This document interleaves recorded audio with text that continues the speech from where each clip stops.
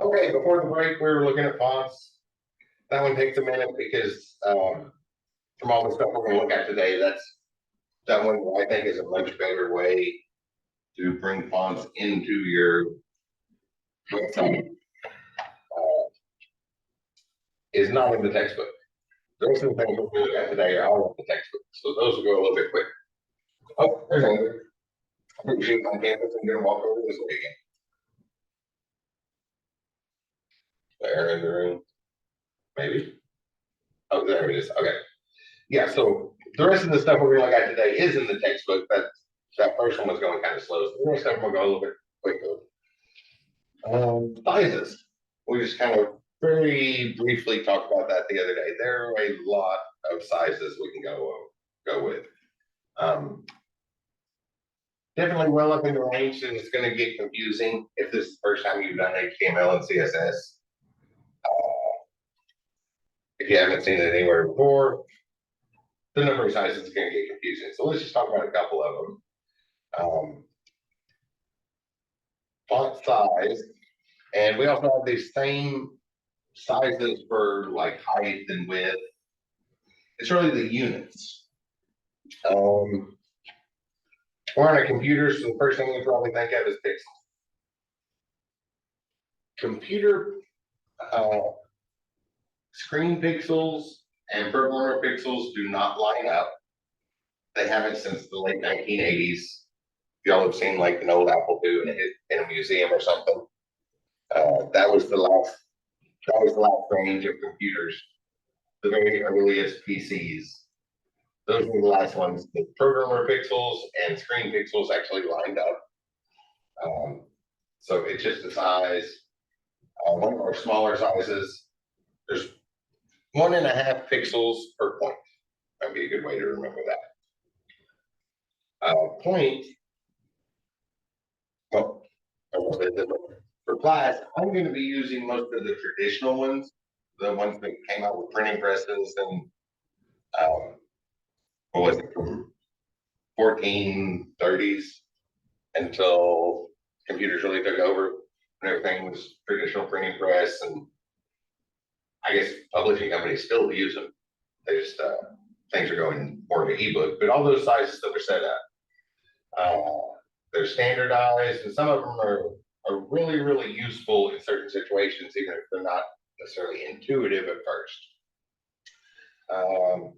Probably going to be 32 point. We'll make that like 22 point. So point is probably the one you heard about in the English class. Point, there's 72 points in an inch. So 1/72 of an inch.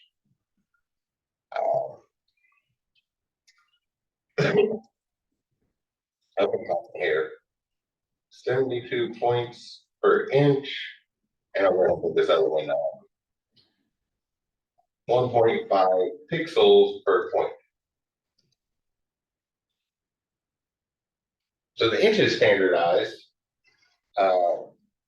Kind of what that is. We have inches and inches, centimeters, all the units you would expect are in there as well. But we're gonna overrun and try to talk about them all at once. Down in first, I'll use this one. Oh wait, let me not use that fancy font for the next one I was gonna show. Let's use class equals second, the second paragraph on the page. So I'll make a new one down here. Dot second, our selector for that paragraph, and I'm going to change the font size. A really good font size to use, which is might take a little bit of getting used to, is EM. You may have heard of the EM dash. In English language, we have 3 dashes. We have the regular dash, the one we have on a keyboard, but we also have EN dash and EM dash. This was the measurement from the original Gutenberg press. EM is the largest letter in your font. So way back in the day, if you've seen like those old style printing presses, the blocks with each letter extruded out of it, think about the size of each individual block. How much space was there for that letter? the largest letter in that font. That's why I did this thing up at the top. I like that default font size, have a default font size that everything inherits. We know it's 12 point. So the second paragraph is the default one, which mine's showing Times New Roman. So 1 EM is the size of a capital M or W in Times New Roman font, the largest letter. If you're in a mono type font, those are the ones that are squared. Everything has the same height and width. Obviously, every single one would be the same size, but it's a dynamic sizing. But the thing that's really nice about the EM font size is our size is based off of the data we're showing. So as we go to different screen sizes and stuff, we want to show that same, show the same data, but the sizing is relative to the data we're showing. That's the nicest thing about that. I said non-intuitive, but it doesn't take long to get used to it. You see it a couple times and then very quickly develop an intuition. Notice that 2.5 of the font size is bigger than 22, which should make sense. So this, I said, is 22 points, and this is 2.5 of the largest letter at 12 points. So 2.5 should be a lot bigger than 22 points. 2.5 times 12 is 20 or 30. So the math isn't too bad to put together. Another one that's kind of similar, I'll put it into the third one. Class equals third. As far as like based off what's on the page, so in my third paragraph, I'll set a minimum height of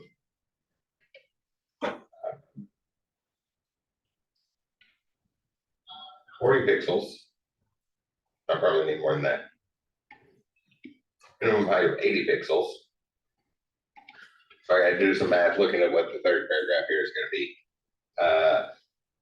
Then I can use that size to set the font. So font size and say 15% of the parent element, which in this case would be 15% of that paragraph element that we set up.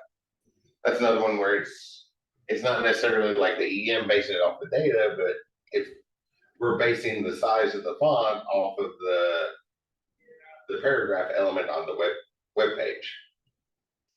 Let's save all. And that was really, really small, right? I said 80 pixels, 50%, 15% of 80 pixels is really small. Oh, is that what looks like just a line is? Yes, it looks like a line. If I zoom in, we'll be able to see it. See, it's bigger now. I guess on my screen, I can start to tell it's letters. The other ones are huge when we zoom in this one. It's the fine print. Yeah. Yeah, the fine print there, but I was pointing at the percentage idea. Maybe we should do more than 15%. No, we're good. This is the fine print. This is where we put the terms and all that. And Yeah. We're good. I had to zoom in 400% just to tell it's not A scuff mark on the page. then if we come back and make that bigger, like, oh, I didn't mean 80 pixels, I meant 80 points. Can't tell much for that. 280 points make it a lot bigger. That percentage is, the percentage changes. I'm not seeing many changes there. 300 pixels. It made that a lot bigger, but I don't see, it might have just hit the minimum size for text and couldn't go any smaller. But let me try making it bigger, see if we're at a smaller size. You made it so small it was as small as it would physically put. Yes, I might have just like minimized that. Okay, yeah. I saw a change size there, just a little bit, but it's a percent of the parent element. That can be really, really useful as well. Especially, I find that more useful on the box sizes, and when we get into layouts and responsive layouts next week. Percent is really, really nice because then we can do percent of the screen size, fit things nicely in. Different ways to measure things.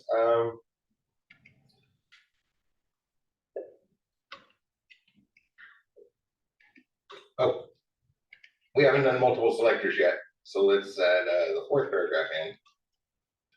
Class equal, or call this one fourth so we can identify it. Actually, I'll make that ID.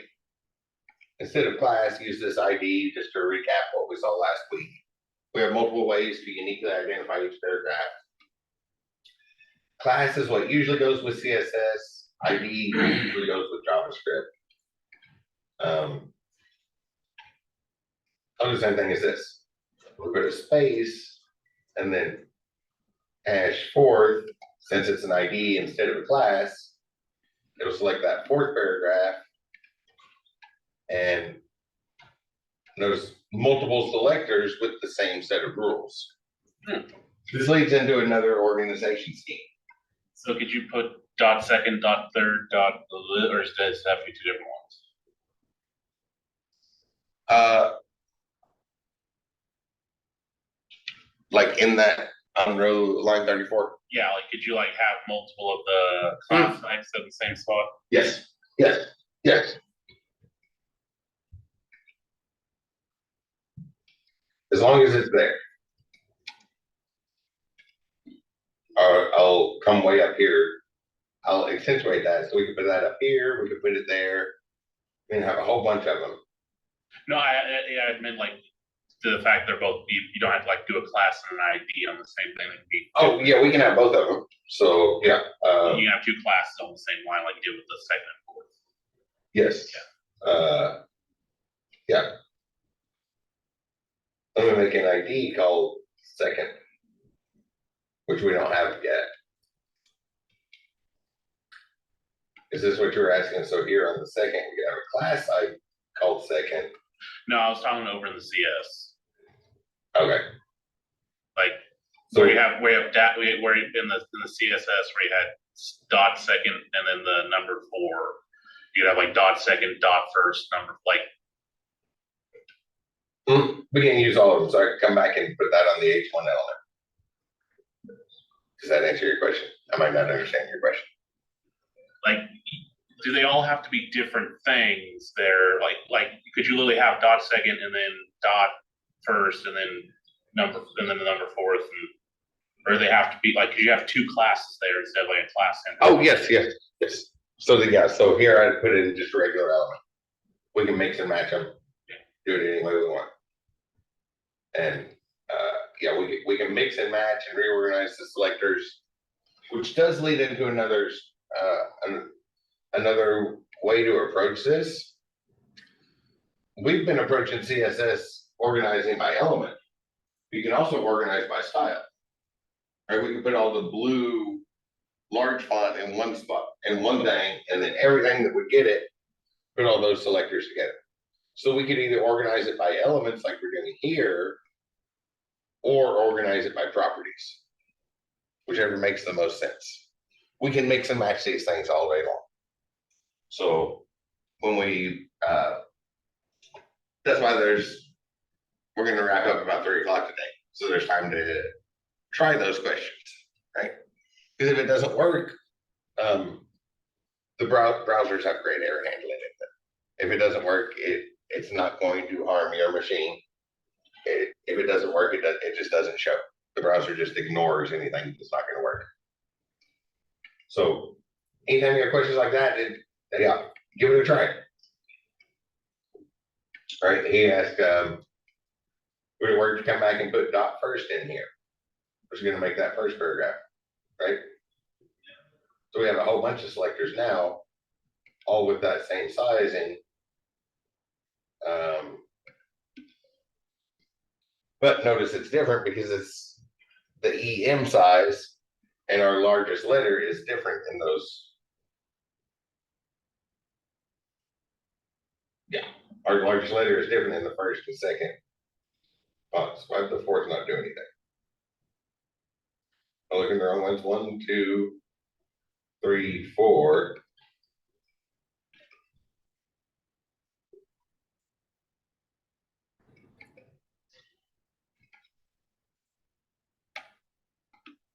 And copying and pasting the IDs and classes over is nice to make sure that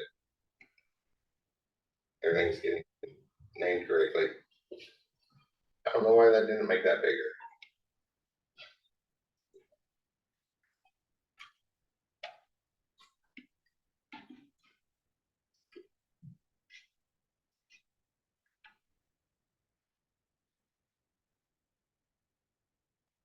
Um,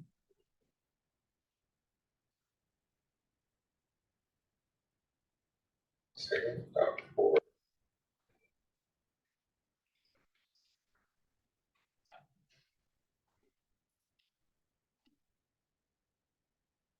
Just moving from the cache. Keep it in reload, and I'm not seeing any changes. Whoops, about that. I think it might have started loading from the cache, which I was expecting to happen at some point today. So empty the cache and hard reload.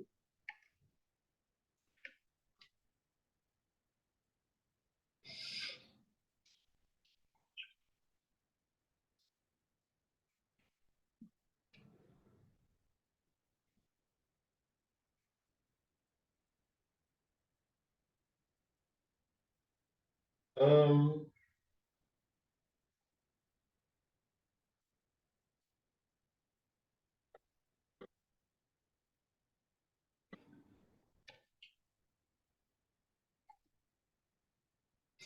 oh, Huh. I forgot a comma. Sorry. Okay. I was about to say, I just removed the fourth to see what would happen, and it was fine with that. So, okay. Okay, sorry, I forgot a comma. Space means something different. Space is dependent names. So let me show you what space means. So notice that that paragraph is in the section. So let me put another paragraph out here that is not in that section element. Outside paragraph. So I'll give it that same ID, the ID second. Because we already used that one. So notice there's an identifier. We can identify this one as second, and this one is second. And really the difference is one of them's in the section tag and one of them is not a child of section. That's what the space is for. So if I reload this, down at the bottom, our outside paragraph still turned red. I wasn't going to do this one today, but since I made a typo that kind of led to it. So here, if we put section space second, so that's descendant selector. So anything with an ID of second that is a child of section will get that now. Sorry, that was a typo down here, but yeah, I guess these do go together nicely.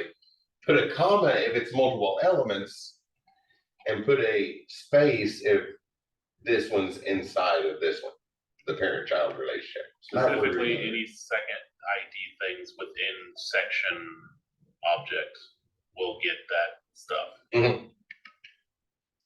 Yes. So see, A lot of the outside one's no longer red because it's not in the section. there's a lot of finagling with the way you can group stuff here, huh? Yes, yes. So yeah, that's why I was trying to make sure I understood exactly what your question was because, and yeah, back to that's why I wanted to make sure there's like, I want to shoot for 45 minutes, at least 45 minutes of lab time most days, because there's a lot of finagling with how it goes together. You will want to try things randomly, right?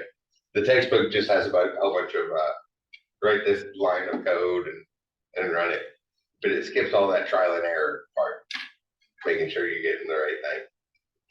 So I wonder they were trying to get all this into one thing, and even then into one. What is it? Just not system. Standard. There we go. And even then, there's still a lot of shenanigans going on. So let me just start throwing random colors in here.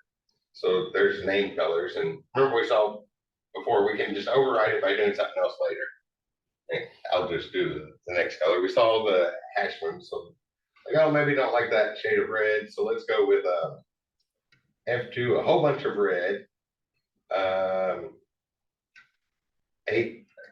4A, just kind of low mid green, and 56. So the hexadecimal colors. Slash asterisks. Hex colors.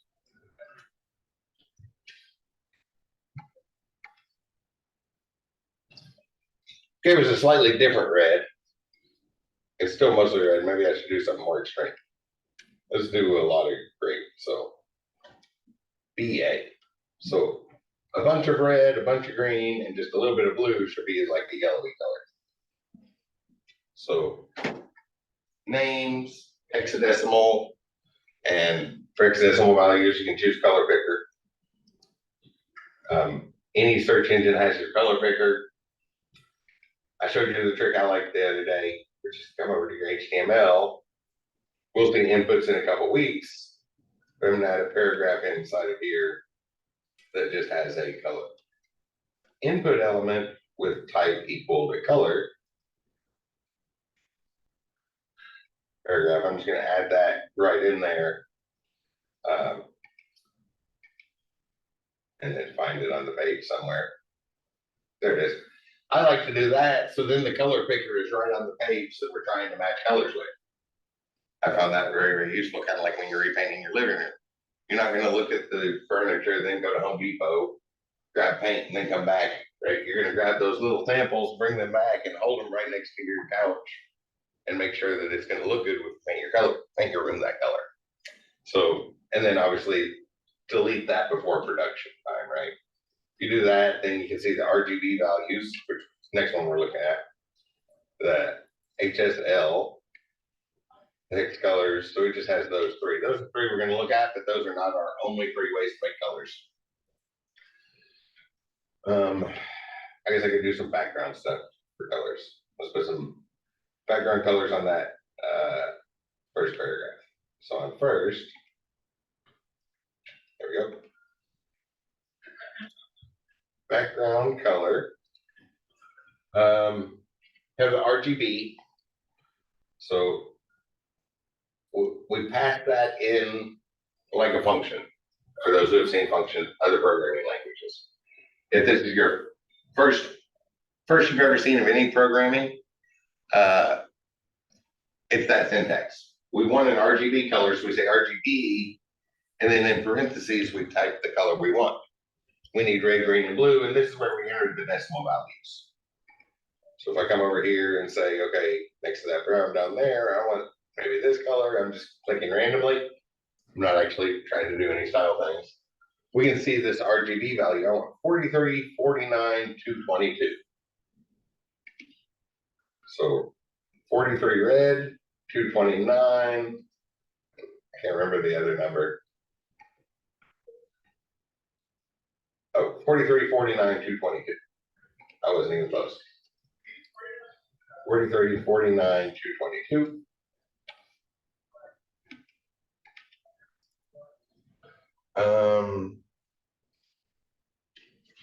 Let me put a background on everything real quick.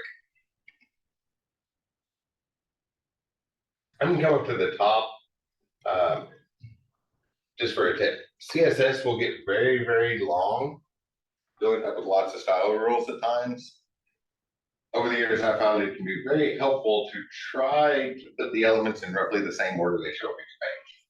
Sometimes that can't be done, but if you try to get close, and that'll make things easier to find when you have like 500 lines of CSS.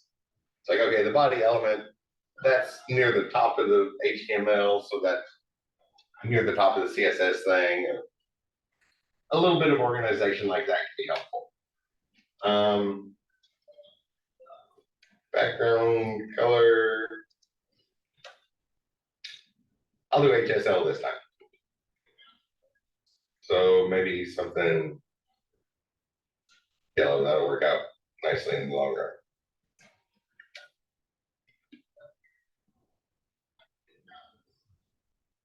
Yeah, so I want HSL of 61, 89%, 47%.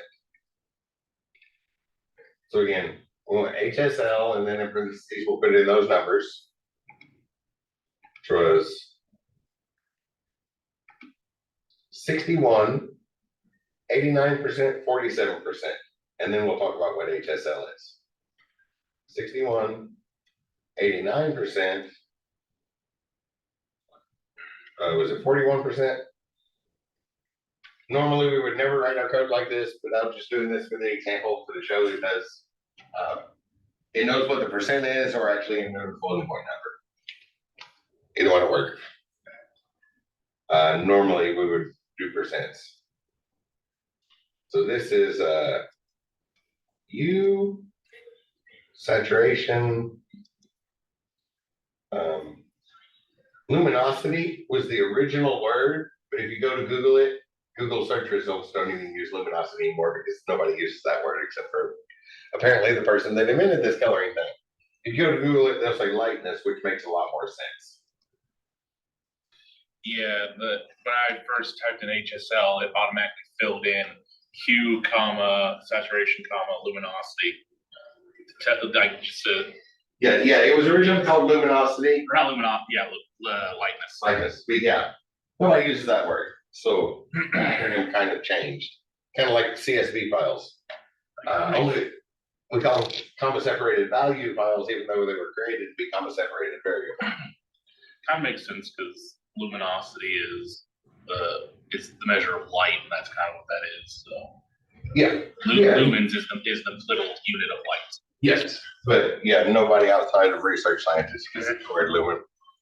Uses those words. So we all have to stop and think about what it is. So lightness. Flashlight manufacturer. You will also see HSV, which is value, and HSB, which is brightness. There's lots of variances on it. Let's stick with just one in this class. Let's just use HSL. I believe that's what our book uses. Apparently, what you gave gives black. It looks like. Did I type something wrong? Maybe it doesn't like the percent. Let's switch that to 41%. Because it pops up a preview on VS Code, and it's just showing a black square there. So I haven't loaded it yet. 0.41. Yeah, I was expecting an error actually, because sometimes floating point numbers work and sometimes they don't. So what did you wind up doing? Because right now it's not. Oh, whoops! It's not sharing my screen anymore. Yes, I like to throw errors in class. Sometimes this works, sometimes it doesn't. So I wanted to throw an error after talking about it, type it in there.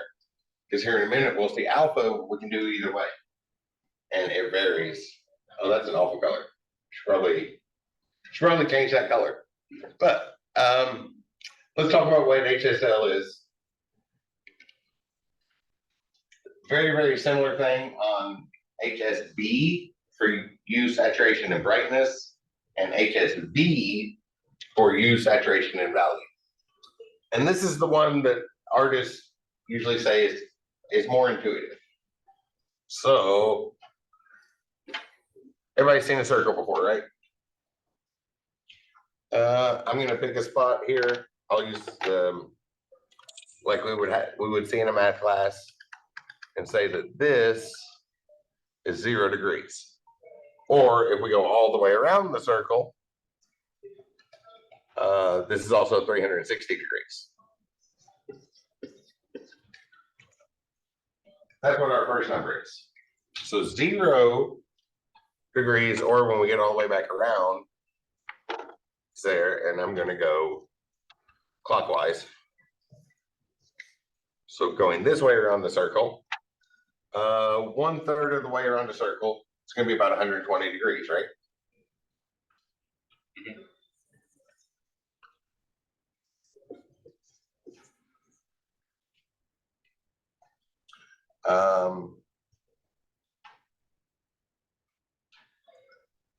I go backwards. Oh, that's right. If we keep going around the circle, another third of the way around would be 240 degrees, right? So there's our angle as we go around the circle, which I think I might have just did backwards. So if we go counterclockwise,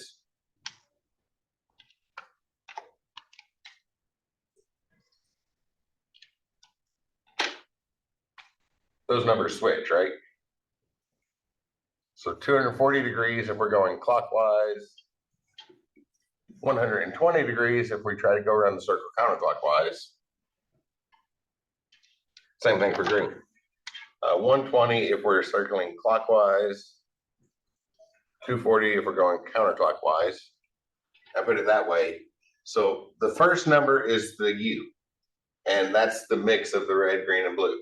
As we come around, we're adding less red and more green through here. And then through here, we got greens dissipating and we're getting towards blue. So the first number is that mix of red, green, and blue. And it's how far around this circle did we go? The tint of it. That's kind of like the hex color. What is the tint of that thing we're using? Is it mostly red? Is it a reddish color, a bluish color? Where are we going? What value are we looking at?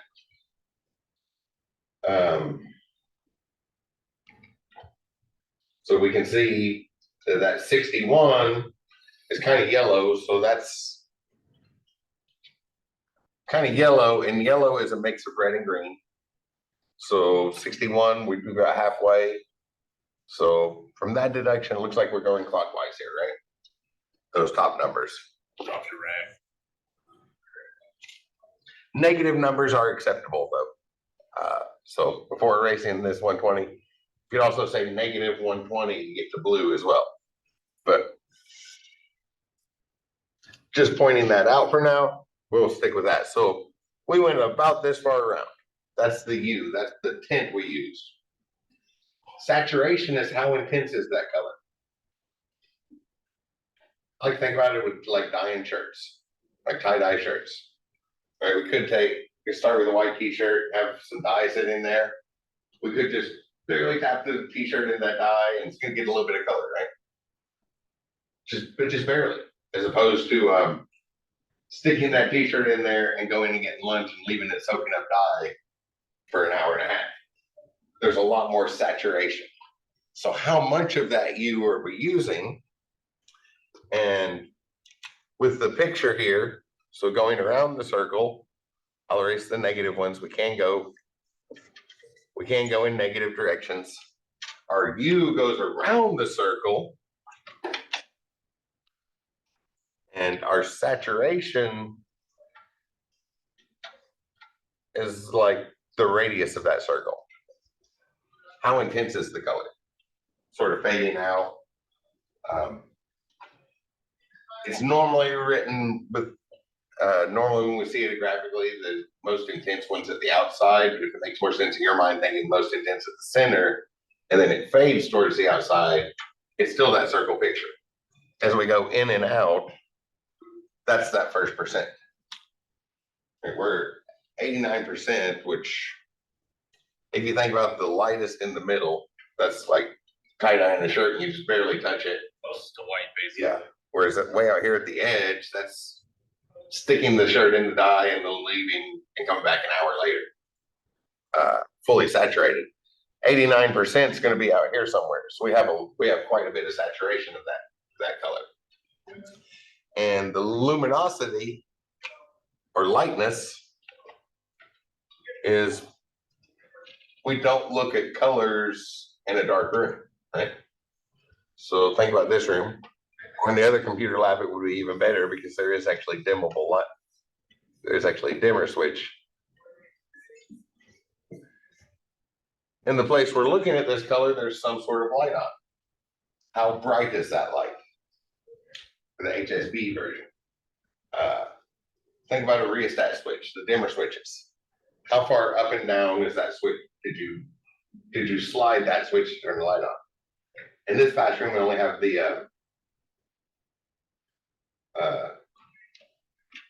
on-off switch, but as they've been remodeling classrooms, they've been putting dimmer switches on.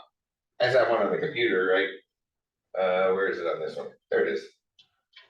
This, right? Notice how that color changes as we turn the lights up and down. That's your lightness. Oh, that's not showing.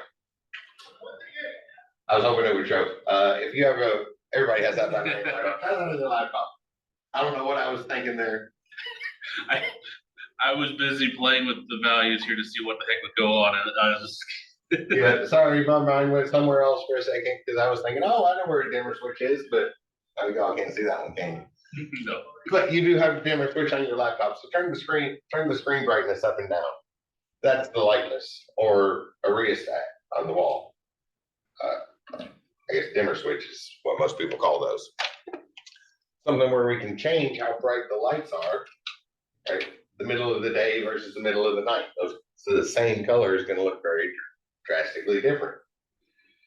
And that's what that third percentage is. I can take out luminosity.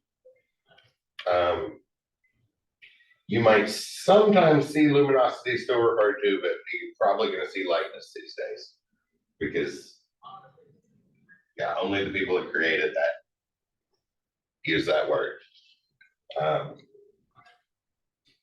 So the acronym changed. Those are our main ones we're going to use. So the name colors, which again can be a little bit bad because those are going to look slightly different on every single monitor you view them on. Can be good, can be bad. If you're talking a sport, like a sports team, people will get highly offensive.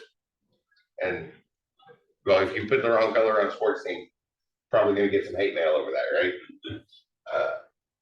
So hex colors, hexadecimal is really, we're working in binary 4 bits at a time. So we write F, but really that's saying 1111. Then we write 2, whoops. We type 2, but really what we're typing is 0010.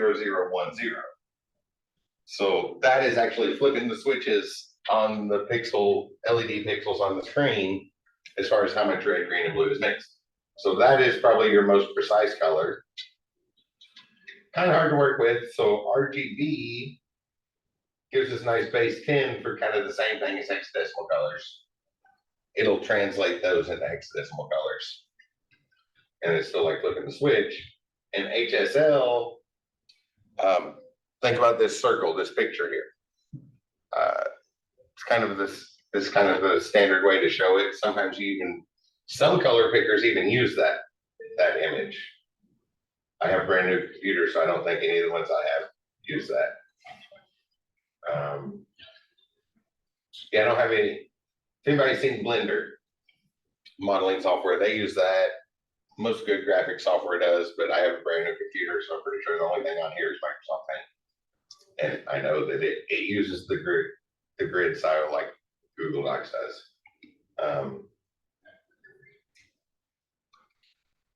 Circular color picker. Okay, find it this way. Oops. Oh, yeah, there we go. So notice the red, and then we go around 360 degrees to get that, and then we go in and out. I actually wanted the picker. Color calculator. Here we go. Hopefully this one has that style. So they usually look like this, where we have the U going around the circle, the saturation going in and out of the circle, and then it's like we have a light switch. Turn the lights brighter or dimmer. But most graphic artists say that's intuitive, and after you work with it for a little while, most people that take this class say that's kind of intuitive because you think about that circle and it's a nice little visualization instead of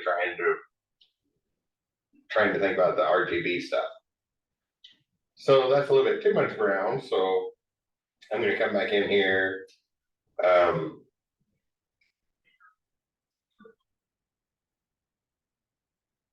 Just turn this up, maybe like 261.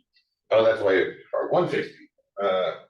161. So then instead of between red and green, we're between green and blue. Here's a different color. Maybe back off the saturation a little bit here. And make this dimmer. Also, that's one thing that VS has over your, I forget what you use. I can see what that color is going to be beforehand. Oh, I turned that off. Oh, is that not a, okay. Yeah, That is the thing that's shown on there. I turned a lot of function out. That's why I don't have predictive text either. Because it gets in the way. It gets in the way for class examples. Most text editors will do that, or lots of them. I shouldn't say most because there's thousands and thousands and thousands of them out there.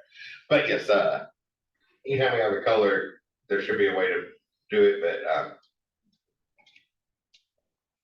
I think my computer set up for class examples, and those boxes just get in the way if y'all are trying to follow the code, right? The next edition, I'll do it on this one. I'll just put my cursor in that line, hit Control/, comment that out. And then I'll kind of retype it. Background color, RGB, those same values, 43, 49, 222. So right now it's going to look the same, but maybe we want to see through that and see the back stuff a little bit. Transparency. That's our, what's normally called alpha value, or RGBA or RGB alpha, because we don't have an A key on the keyboard. There's reasons why it's alpha for that, but we don't have an alpha on the keyboard, so RGBA. But if you're seeing things where people took time to typeset stuff, you might sometimes see alpha. So we need a fourth value, and that is how transparent it is. Remember earlier how it glitched out when we did a floating point number like this? I'm gonna type the floating point number here.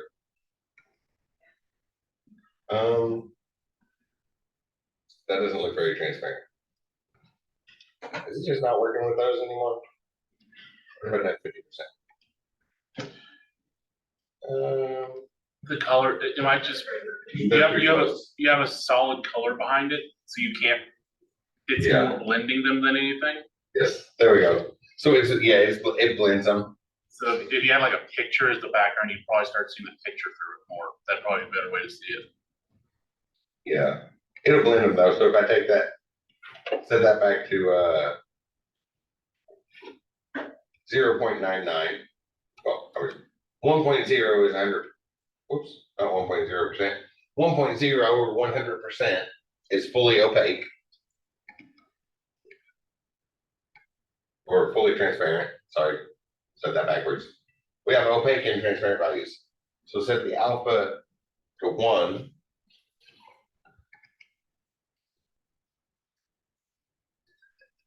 Wait. That seems backwards. Okay, it doesn't like 1.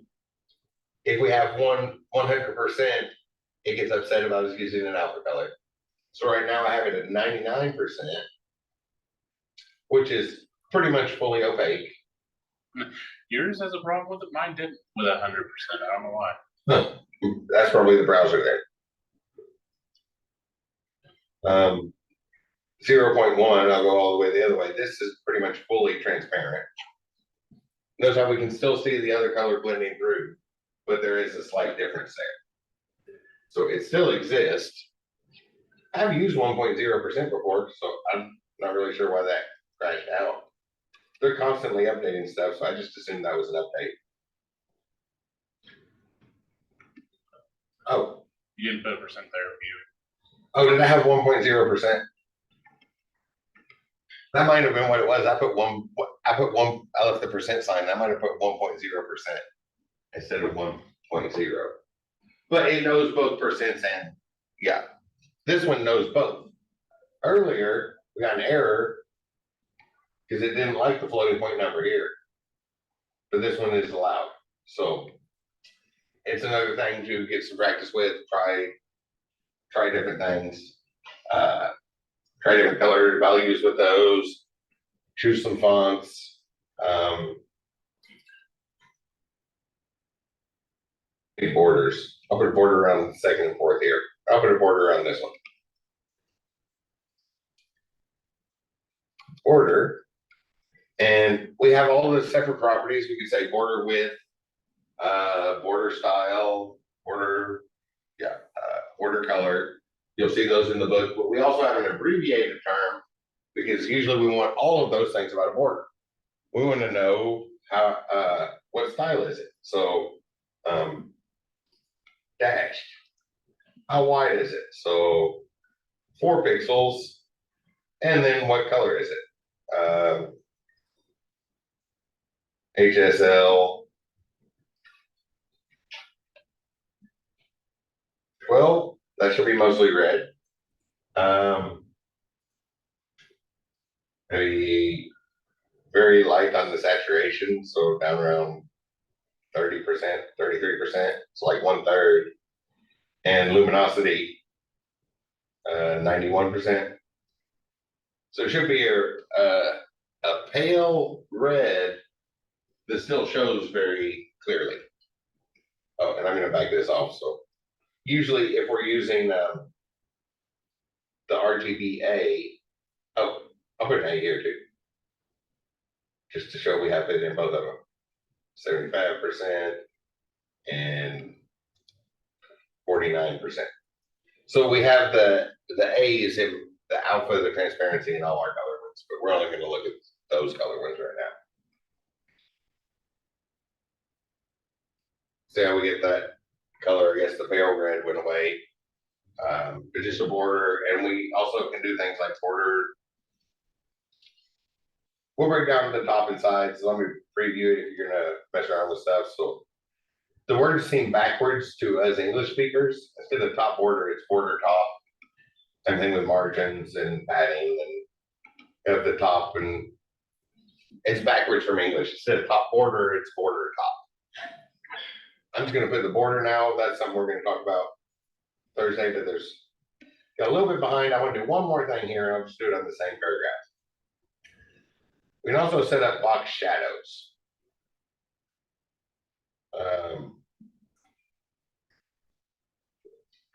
Shadows can be useful. We'll talk about them more on Wednesday, but I wanted to introduce them today before we wrap up. So with the shadows, we need 2 directions for the shadow to show. So let's go 12 pixels, 45. No, I don't want to do that much. 12 pixels, 14 pixels. I was going to do an extreme case and then talk about it, but 9 pixels and then a color. I'll just do a gray on here. Something in the middle. 85, 85, 85. If all 3 red, green, and blue are the same, that's great. So 3 numbers. There's a word that goes here. There's outset and inset. When we see the shadow, it makes more sense. So the default is outset, which is outside. If we want it to be inset, so type inset or outset. Inset is obviously inside. Negative numbers. Let me go back to the default for outset.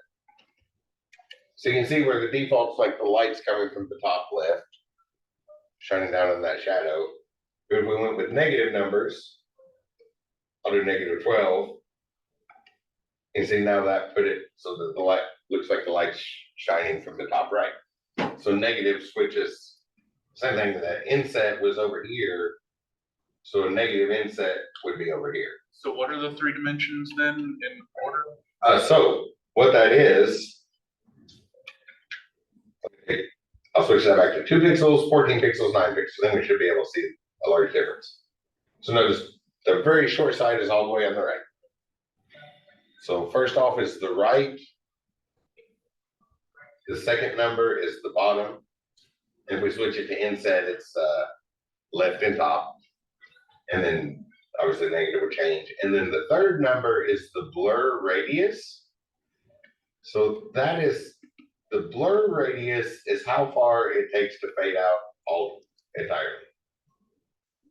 So, right, bottom, blur, fade out completely,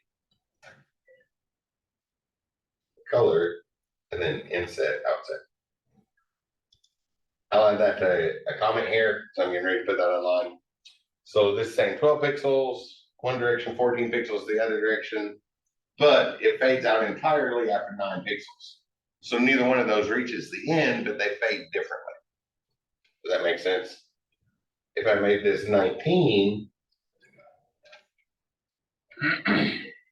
there's not much space on the right, but whenever we can make that shorter next week, when we get to layouts, you'd see it would fade out completely. It would fade out differently. So it's the 3 numbers control how that shadow fades. I put a note in there about that. We also have text shadow. I probably don't want to put that on the Harry Potter one. It'll work on this one. So what paragraph is that? 1, 2. Yeah, I'll do it on the second paragraph here. This is about the only time I would do that. A lot of people will recommend not using text shadow. Oops. We have the same 3 numbers, but there's basically one situation I found where it can be nice.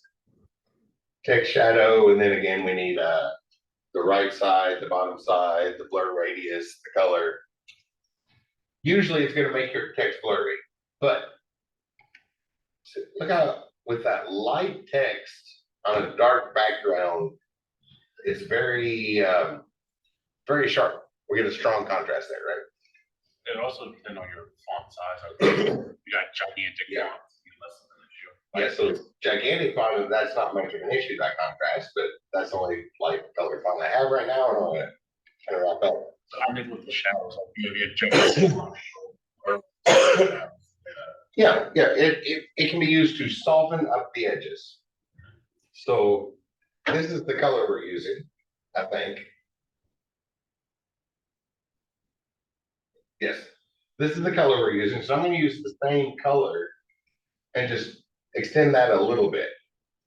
Like 3 pixels, 3 pixels, 4 pixels. Whoops. This color. So the same color just to soften up those edges. Which on a big font makes it look blurry, but when you do that on a small font, it just cuts the contrast. Right? If you have a small font, obviously you wouldn't want to go 3 pixels, like 1 pixel shadow, just to smooth out the edges. And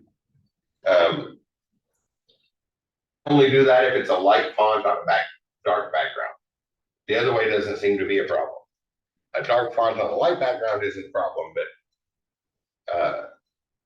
when we get to design principles, the second half of Wednesday,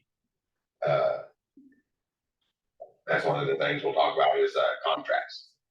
And sometimes it's important to soften up that contrast. But that's stretched out, right? We didn't really cover all that many things, and we've got a lot of different ways we can mix and match those to get a lot of style on the sheet, on the page. So I want to make sure there's plenty of time. I went to wrap up about 10 minutes ago, but I wanted to get this far for what's planned on Wednesday, and then we'll pick up from here Wednesday with more visual elements, a few more things about shadows and boxes, but I wanted shadows and borders, but I wanted to see them first. So fonts, sizes, colors, those are not extensive lists. We are nowhere near the extensive list of what we have in CSS, but this is an introduction class. So let's just start off with these couple things and do some just random trial and error. See what you can get from those things. Mix and match in different ways. Maybe go to that thing and start finding fonts that you really like, that site, or y'all know how to use Google. There are lots and lots and lots of sites like that. I'm going to go ahead and upload this to that place where you can download, check them. And remember, in all your browsers, you should be able to right click or long click if you have a 1 mouse button, or alt click. Whatever you do to get the context menu and view page source so you can see all these things we did and a link to the style sheet, and you'll be able to see that for reference. That's why I want to get them up on the website after class each time, but I can do that in like 2 or 3 minutes from now. Does anybody have any questions about those things? Is there where's the source code for it? Is there like a place we can look at the source code for this? I'm getting ready to put it on the internet. So in the where the class examples are posted. Okay. And the homepage in Ivy Learn. If you go to our homepage on our course in Ivy Learn, it's one of the links on there.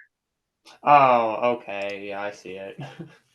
Yeah, that'll go right to it. I'll upload that in just a moment. What's your question here?